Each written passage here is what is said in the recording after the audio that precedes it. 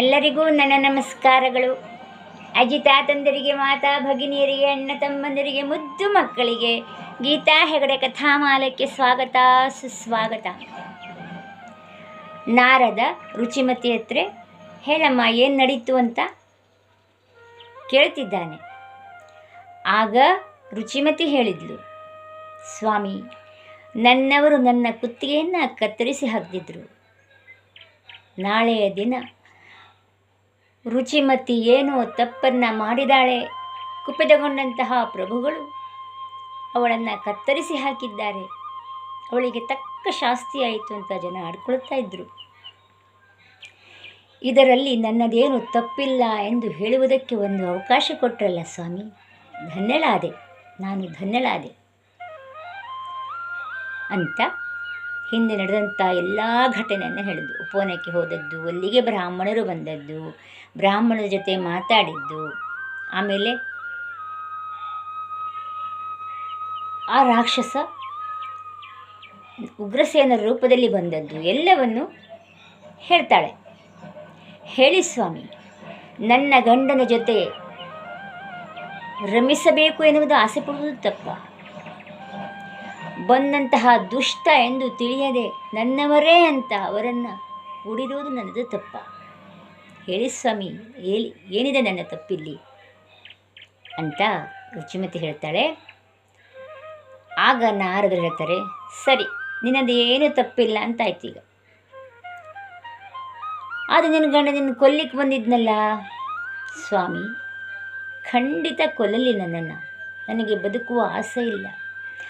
ಆ ದುಷ್ಟನಿಂದ ನಾನು ಅಪವಿತ್ರಳಾದೆ. ಆ ದುಷ್ಟ ರಕ್ಕಸ ವರ್ತಿಸಿದ ರೀತಿಯಲ್ಲಿ ನನ್ನ ಹೊಟ್ಟೆಯಲ್ಲಿ ಒಂದು ಮಗುವು ಜನಿಸಿತು ಅಂತಾದರೆ, ಅದು ದುಷ್ಟ ಮಗುವೇ ಆಗಿದ್ದಲ್ಲಿ,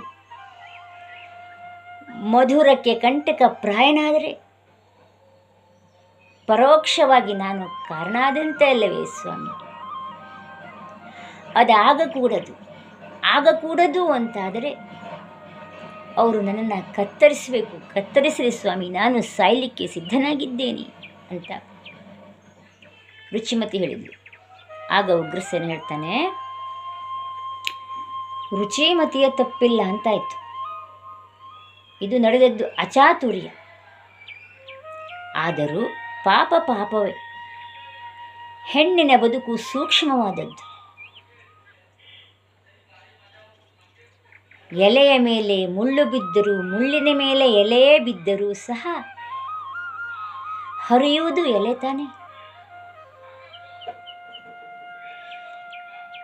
ಬೆಂಕಿಯನ್ನು ತಿಳಿದು ಮುಟ್ಟಿದರೂ ಸುಡ್ತದೆ, ತಿಳಿಯದೆ ಮುಟ್ಟಿದರೂ ಸುಡ್ತದೆ. ನಾಳೆಯ ದಿನ ರುಚಿಮತಿ ಪತಿತೆ, ಮಾನಗೆಟ್ಟವಳು, ಶೀಲಗೆಟ್ಟವಳು ಅಂತ ಪ್ರಜೆಗಳು ಹೇಳ್ಕೊಳ್ತಾರೆ ತಾನೆ. ಹಾಗಾಗಿ ಅದು ನನಗೆ ಇಷ್ಟವಿಲ್ಲ. ಮತ್ತು ಧರ್ಮ ಸಿಂಹಾಸನವನ್ನು ಏರಿ ಧರ್ಮವನ್ನೇ ಕಾಪಾಡಿರುವಂಥದ್ದು ನನಗೆ ಇಷ್ಟವಿಲ್ಲ. ಪತಿತೆಯಾದ ಇವಳನ್ನು ಕೂಡಿ ಬದುಕುವುದು ಸಾಧ್ಯವಿಲ್ಲ. ನಾಳೆಯ ದಿನ ಪತಿತೆಯ ಗಂಡ ಎನ್ನುವುದಾಗಿ ಜನ ಆಡಿಕೊಳ್ತಾರೆ. ಹಾಗಾಗಿ ಅದರ ಬದಲು ನಾನೇ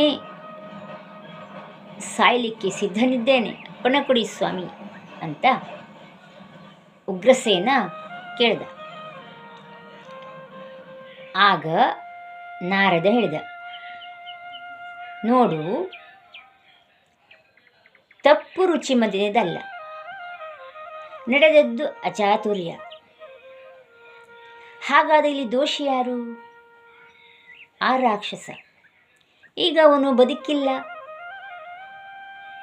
ಆದ ಕಾರಣ ಇಲ್ಲಿ ನಡೆದಂಥ ಘಟನೆಯನ್ನು ನೀವು ಹೇಳಬೇಡಿ ಯಾರಲ್ಲಿಯೂ, ನಾನೂ ಹೇಳೋದಿಲ್ಲ ಯಾರಲ್ಲಿಯೂ. ನಮಗೆ ಮೂವರಿಗೆ ಗೊತ್ತಿರೋ ವಿಚಾರ.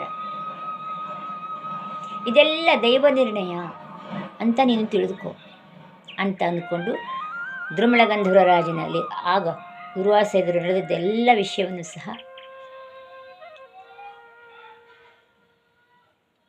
ಉಗ್ರಸೇನ ಮಹಾರಾಜನಿಗೆ ನಾರದ ಹೇಳಿದ, ಮತ್ತು ಇದಕ್ಕೆಲ್ಲ ದೈವ ಸಂಕಲ್ಪ ಉಂಟು. ಹಾಗಾಗಿ ನೀನು ಹುಟ್ಟುವಂಥ ಮಗುವಿಗೆ ವಿದ್ಯಾಭ್ಯಾಸವನ್ನು ಕೊಡಿಸು, ಉಪನಯನಾದಿ ಸಂಸ್ಕಾರವನ್ನು ಮಾಡು,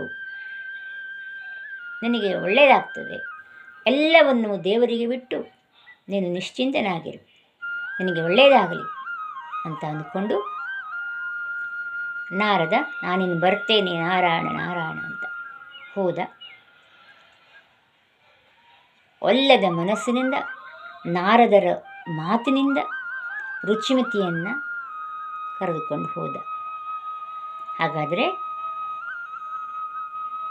ಮುಂದೇನಾಗ್ತದೆ ಅಂತ ನೋಡೋಣ. ಧನ್ಯವಾದಗಳು.